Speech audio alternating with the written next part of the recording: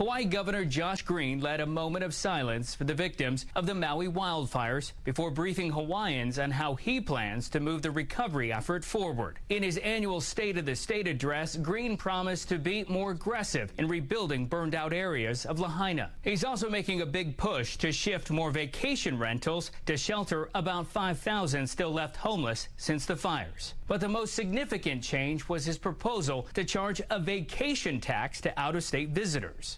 We're trying to raise revenues, and we're also trying to curb the sheer number of people that travel to Hawaii. So when people say, you know, maybe 1% fewer people will come because they hear there's a new fee, that's okay.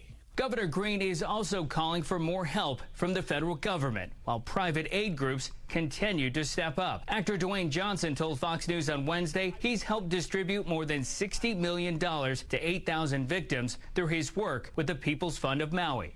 Those are our people, just as Americans, and the tragedy that they went through is unimaginable, and as you know, we know, and the world knows, they're still going through it. Green's address came just a few days after officials and residents came together to mark the start of the Lahaina rebuilding phase. Folks there are vowing to get life back to normal. The people of Lahaina, we know how to sail through a storm.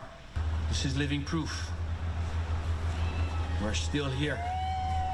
Hawaii's governor is also proposing charging visitors a $25 climate impact fee in addition to the tourism tax. In Los Angeles, Jeff Paul, Fox News.